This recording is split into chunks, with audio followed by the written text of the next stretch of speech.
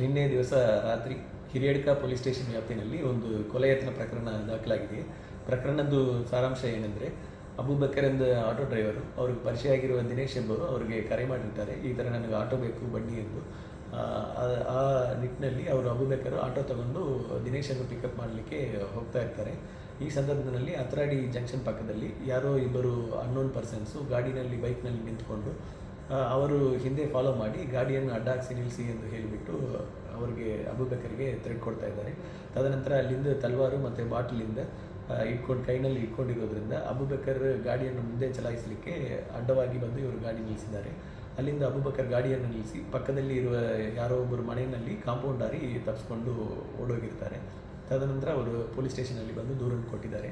ನಿನ್ನೆ ನೈಟ್ನೇ ಅವರು ಯಾರು ಇಬ್ಬರು ಎಂದು ವೆರಿಫೈ ಮಾಡಿ ಎನ್ಕ್ವೈರಿ ಮಾಡಿದಾಗ ಅಲ್ಲಿ ಸುಶಾಂತ್ ಮತ್ತು ಸಂದೇಶ್ ಎಂದು ಗೊತ್ತಾಗಿದೆ. ಅವರಿಬ್ಬರು ಹಿರಿಯಡ್ಕದವರು.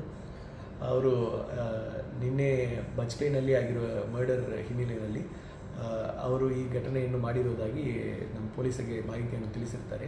ಈಗ ಸದ್ಯಕ್ಕೆ ಇಬ್ಬರು ಆರೋಪಿಗಳನ್ನು ಅರೆಸ್ಟ್ ಮಾಡಿ ಈಗ ಮಾನ್ಯ ನ್ಯಾಯಾಲಯದ ಮುಂದೆ ಪ್ರೊಡ್ಯೂಸ್ ಮಾಡಲಾಗುವುದು. ಮುಂದೆ ಅವರ ಮೇಲೆ ಕಾನೂನು ರೀತಿಯಲ್ಲಿ ಕ್ರಮ ತಗೊಳ್ಳಲಾಗುವುದು.